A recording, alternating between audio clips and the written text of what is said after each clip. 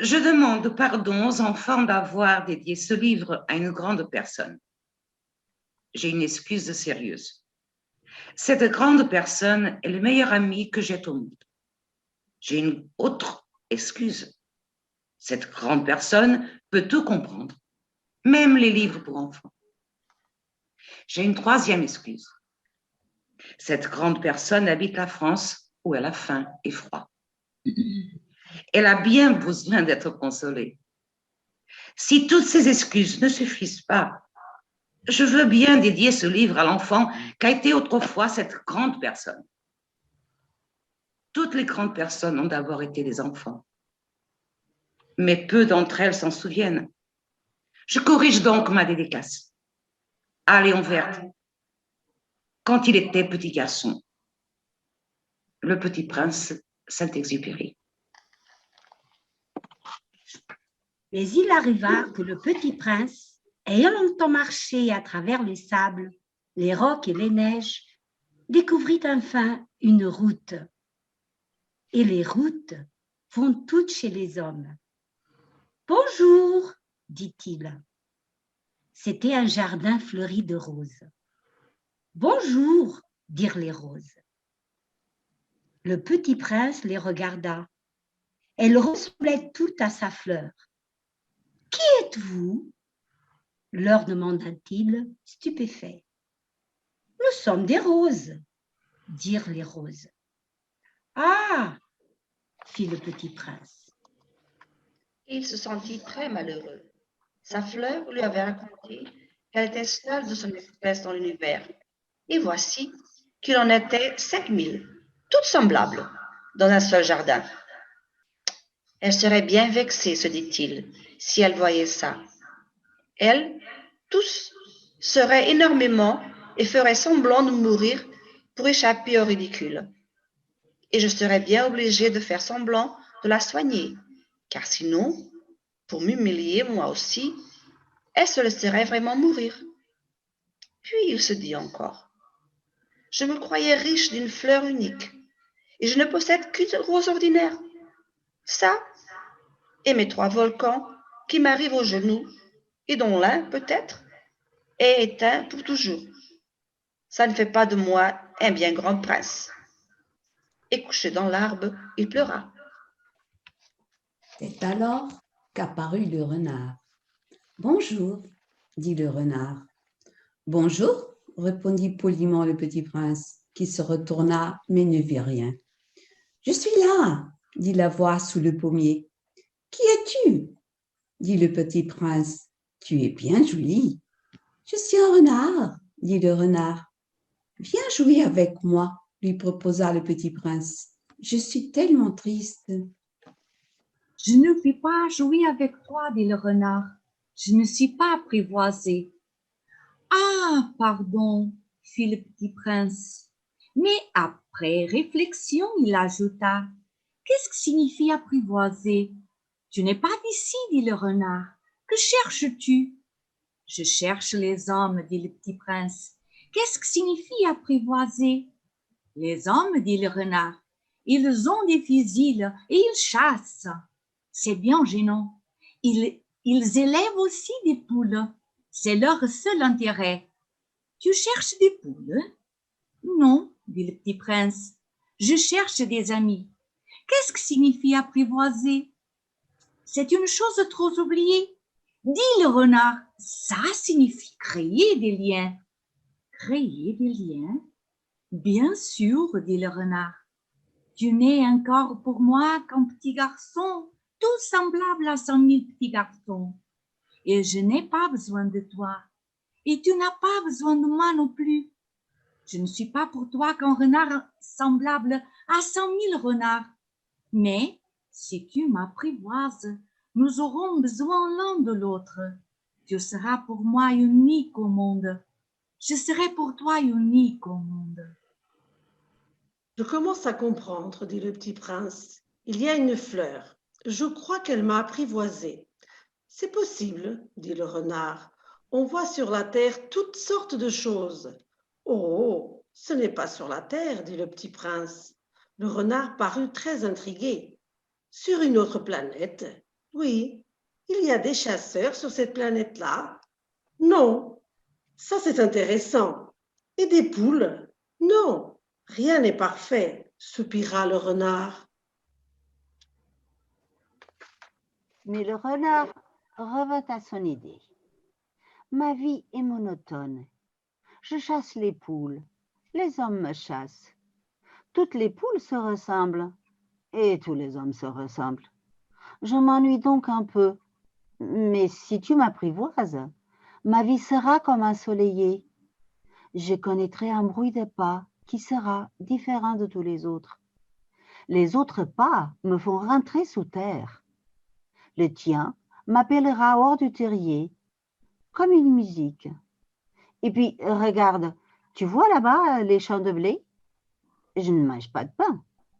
Le blé pour moi est inutile. Les champs de blé ne me rappellent rien. Et ça, c'est triste. Mais tu as des cheveux couleur d'or. Alors, ce sera merveilleux que tu m'auras apprivoisé. Le blé qui est doré me fera souvenir de toi. Et j'aimerais le bruit du vent dans le blé. Le renard se tut et regarda longtemps le petit prince. « S'il te plaît, apprivoise-moi, dit-il. « Je veux bien, répondit le petit prince, mais je n'ai pas beaucoup de temps. J'ai des amis à découvrir et beaucoup de choses à connaître. » « On ne connaît que les choses que l'on apprivoise, dit le renard. Les hommes n'ont plus le temps de rien connaître. Ils achètent des roses toutes faites chez les marchands. Mais comme il n'existe point de marchands d'amis, les hommes n'ont plus d'amis. Si tu veux un ami, apprivoise-moi. » « Que faut-il faire, dit le petit prince. Il faut être très patient, répondit le renard. Tu t'assoiras d'abord un peu loin de moi, comme ça, dans l'herbe. Je te regarderai du coin de l'œil et tu ne diras rien. Le langage est source de malentendus. Mais chaque jour, tu pourras t'asseoir un peu plus près. Le lendemain revint le petit prince. Il eût mieux valu revenir à la même heure, dit le renard. Si tu viens par exemple à 4 heures de l'après-midi, dès 3 heures, je commencerai d'être heureux. Plus l'heure avancera, plus je me sentirai heureux. À 4 heures, déjà, je m'agiterai et m'inquiéterai. Je découvrirai le prix du bonheur. Mais si tu viens n'importe quand, je ne saurai jamais à quelle heure ma vie est le cœur. Il faut des rites. Qu'est-ce qu'un rite? Dit le petit prince. C'est aussi quelque chose de trop oublié, dit le renard. C'est ce qui fait qu'un jour est différent des autres jours, une heure des autres heures. Il y a un rite, par exemple, chez mes chasseurs. Ils dansent le jeudi avec les filles du village. Alors, le jeudi est un jour merveilleux. Je vais me promener jusqu'à la vigne. Si les chasseurs dansaient n'importe quand, les jours se ressembleraient tous et je n'aurais point de vacances. Ainsi, le petit prince apprivoisa le renard. Et quand l'heure du départ s'approche, « Ah, dit le renard, je pleurerai. »« C'est ta faute, dit le petit prince. Je ne te souhaiterai point du mal, mais tu as voulu que je t'apprivoise. »« Bien sûr, dit le renard. Mais tu vas pleurer, dit le petit prince. »« Bien sûr, dit le renard. Alors tu n'y gagnes rien. »« J'y gagne, dit le renard, à cause de la couleur du blé. » Puis il ajouta, « Va revoir les roses. Tu comprendras que la tienne est unique au monde. Tu reviendras me dire adieu et je te ferai cadeau d'un secret. » Le petit prince s'en fut revoir les roses. « Vous n'êtes pas du tout semblable à ma rose. Vous n'êtes rien encore, leur dit-il. Personne ne vous a apprivoisé et vous n'avez apprivoisé personne. Vous êtes comme était mon renard. Ce n'était qu'un renard semblable à 100 000 autres. Mais j'en ai fait mon ami et il est maintenant unique au monde. Et les roses étaient bien gênées. Vous êtes belle, vous êtes vide, leur dit-il encore. On ne peut pas mourir pour vous. Bien sûr, ma rose à moi, en passant ordinaire, croirait qu'elle vous ressemble. Mais à elle, seule, elle est plus importante que vous toutes, puisque c'est elle que j'ai arrosée, puisque c'est elle que j'ai mise sous globe, puisque c'est elle que j'ai abritée par le parvent, puisque c'est elle dont j'ai tué les chenilles, sauf les 2 ou 3 pour les papillons, puisque c'est elle que j'ai écouté se plaindre ou se vanter, ou même quelquefois se taire, puisque c'est ma rose. Et il revint vers le renard. Adieu, dit-il. Adieu, dit le renard. Voici mon secret. Il est très simple.